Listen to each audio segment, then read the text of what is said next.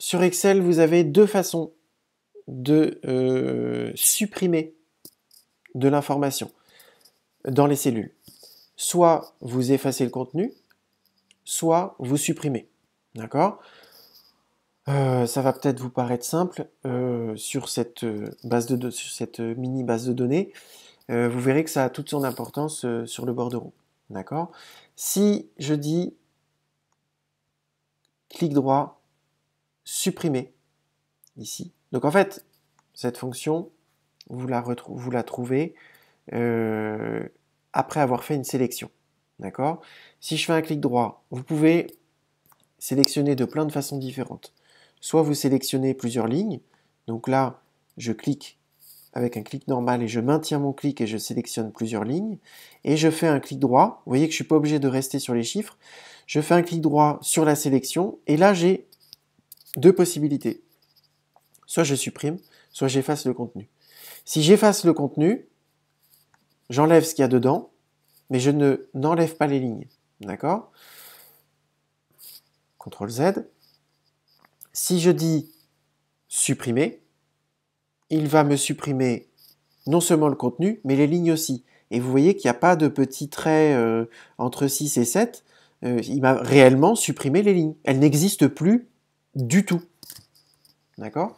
Voilà. Donc là, on est vraiment sur cette différence. Donc je peux, par exemple, il y a un endroit dans le bordereau où on aura la liste des localisations. Je veux garder la liste des localisations et je veux effacer toutes les informations qui sont liées à cette liste de localisation. Si je fais supprimer, il va me demander, vous voyez que j'ai sélectionné un morceau. Donc il me dit, qu'est-ce que vous voulez supprimer? Donc c'est pas du tout ça que je veux, d'accord? Moi ce que je veux, c'est garder ma liste qui est à gauche, faire un clic droit et effacer le contenu. Donc je veux garder ma liste, d'accord? Donc voilà la différence entre supprimer, clic droit, supprimer, je supprime les lignes à 100%, il y a vraiment, l'information n'existe plus du tout, et effacer une partie du tableau, d'accord? Et quand on fait effacer, si vous avez une mise en forme de cellule, si je dis ici effacer le contenu, il va garder la mise en forme, d'accord? Donc ça c'est un indicateur aussi, parce que parfois on fait l'erreur en fait, en tout cas au début. C'est une erreur que j'observe vraiment en formation physique, là, quand on l'a fait en réel. Il y a un amalgame entre effacer et supprimer. Bah, un indicateur qui vous montre que vous avez effacé au lieu de supprimer, c'est que bah, vous avez toujours la mise en forme. D'accord? Donc, CTRL Z et Z, voilà. Donc là, voilà la différence. Si on dit ici supprimer, effacer le contenu, je garde mes colonnes, mais j'ai plus rien dedans.